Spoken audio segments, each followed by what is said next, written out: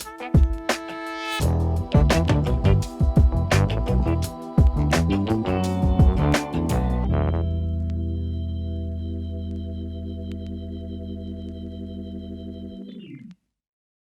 and welcome to episode 10 of Insight Weekly.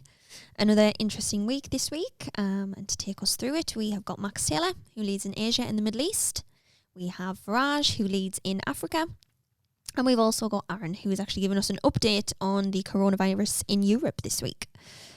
So Max, would you like to go first? Yeah, so this week there's been about 3 or 4 days of continuous intercommunal clashes and rioting in the northeastern part of Delhi, where the majority of the neighbourhoods are Muslim majority areas. So these clashes started at an Anti-Citizenship Amendment Act protest, which blocked a road in the northeast area of the city. And immediately there was a counter-protest organised by local politicians. And this counter-protest took place very close to the initial protest that was blocking the road. And before long, they led to clashes. And the protest groups were largely Muslim on one side, Hindu on the other. And this has set the tone for the rest of the clashes, which have very much been between Muslim groups and Hindu groups. The police have been accused of taking a pretty soft stance on a lot of the violence, and they've been accused of being slow to react to incidents, particularly when Muslim property has been being targeted by Hindu groups. And this has led to quite an emotional sentiment in the protests as well, as people have felt persecuted and that the police are doing nothing to respond. We've noticed in the media that generally Indian media is not specified which groups are, whether they're from a Muslim majority group or Hindu groups or along these lines, but generally the reporting seems to suggest that Hindu groups have disproportionately targeted Muslim groups in these protests. And we've seen Muslim-owned property, whether it be residential property, schools or mosques, being torched and vandalised throughout the clashes. Since then, since these protests began, there's been approximately 30 fatalities, and it's started to die down now. And we've seen not quite a return to normal, but at least a reduction in the clashes and the violence as of speaking. With that said, it could escalate again. We're not sure yet. Did these clashes have anything to do with Trump's visit to India recently? I wouldn't say that they were completely as a result of, but it could perhaps be stated that the protest took place during his visit simply because they knew it would get more international media attention. Mm-hmm. But then they weren't in response to his visit to the country. They were directly in response to the Citizenship Amendment Act. Although that said, police officials are reported allegedly to have warned that once Trump had left, they'd take a more heavy-handed approach on the protesters once media attention had drifted away. And this seems to have been the case as well. Once Trump left, the police were accused of taking a more firm stance towards protesters. And are we seeing protests elsewhere in India? Not yet, no. They've been very centralised in this northeastern area of New Delhi. But with that said, the Citizenship Amendment Act protests that took place earlier in the year, they were nationwide and they took place in almost all of India's major cities. So this certainly does have the potential to spread to other areas where there's already tensions between Muslim and Hindu communities. Thank you very much, Max. And over to you, Faraj. Yeah, so the insurgency continues in northern Mozambique in the Cabo Delgado region. And this week, ISIS claimed 2 attacks which occurred last week. 17 soldiers they claim were killed, 17 Mozambican soldiers. And they also claim to have looted a number of arms and ammunition and military equipment. So far this year, we've seen attacks in southern Kisanga and Niassa, which is rather worrying because we haven't seen any in Niassa so far. And since 2017, over 100,000 IDPs have been displaced, many of them to coastal regions. These are flood-prone areas and areas which have been heavily affected by the cyclones last year. So a lot of the security forces in that region have been criticised for their response to these insurgencies that are popping up throughout their countries. How has the Mozambique security forces responded to these threats? Has it been quite successful or quite the opposite? Yeah, so in 2019, we saw reports of the Russian Wagner Group, their involvement in the counterinsurgency. And we have seen reports of forced disappearances, abductions of businessmen in northern Mozambique, which is worrying because it doesn't help the counterinsurgency operation. How does the government respond to the Wagner Group just operating in their borders? I think they must have. I think the Russian ambassador, he hasn't confirmed the Wagner Group's involvement, but I think given the historical ties between the two countries, Mozambique, I think they must have sort of asked for help. Thank you, Viraj. And over to you, Aaron. So, update on the coronavirus. Yeah, so this week saw a large surge in cases in Italy, northern Italy. Across Italy now, there have been 460 cases reported with 12 deaths. That number of deaths is what you would expect because the virus has a death rate of about 1 to 2%.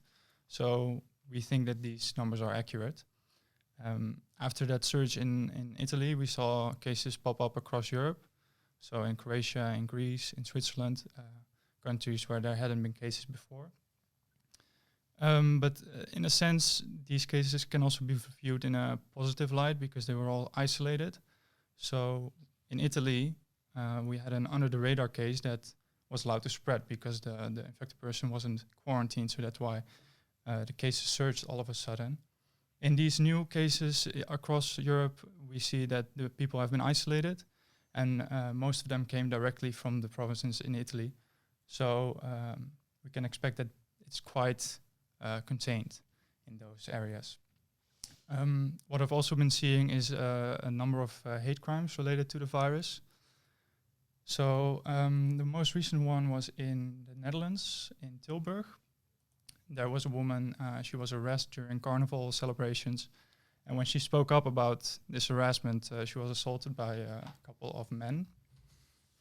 I would expect with the virus, spreading in Europe, that the fear increases and therefore also perhaps the hate crimes. I wonder if that's been happening for example, in Asia, where the virus has already spread. Yeah, as you were saying that, actually, I was just thinking there's been quite a few incidents where it's not so much hate crimes. Obviously there has been some. It's not particularly widespread though, but there have been incidents when Chinese nationals have been discriminated against, whether that be refused entry into a hotel, or signs outside a restaurant saying no access to Chinese nationals. Or with that said, since this is in the early days of the outbreak, whereas now travel, particularly in East Asia, has been quite significantly restricted. So within China itself, travel is pretty tricky. So there's been less reports of it now as a crackdown's really coming on travel. But yeah, there's been a handful of incidents throughout the region. Yeah, so in Africa, there haven't been many cases of coronavirus confirmed, except for one in Egypt, I think. There have been suspected cases in Ivory Coast, Kenya.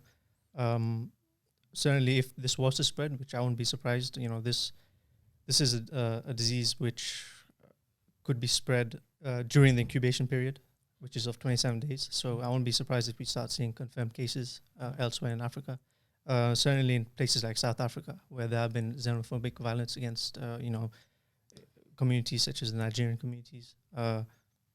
I would be surprised if, for example, if there were cases in Nigeria, we could see xenophobic violence in South Africa.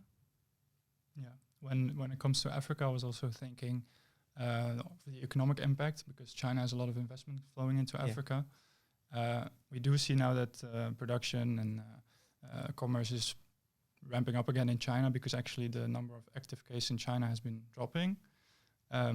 But for example, in Italy, those provinces that are the hardest hit are also the most prosperous provinces.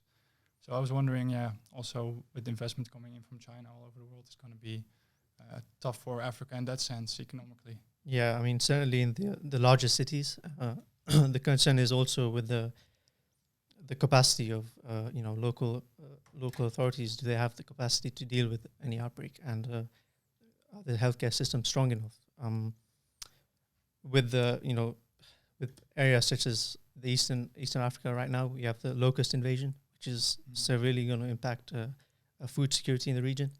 And now, if you were to add, coronavirus to that, we'd be looking at compound emergencies, really. Thank you. So just while you guys were chatting there, I actually used the filtering options on the platform to filter for any incidents that were included within the Wuhan virus theme that we're actually monitoring at the moment. So every incident that is related to the coronavirus actually gets tagged with that theme. And then I further filtered for just hate crimes, which is what you can see on the screen at the moment. So again, just another example of how granular you can get with the extensive filtering options on the platform. And I think that is it for this week of Insight Weekly. Don't forget to like, comment and share on our video, and we'll see you next week.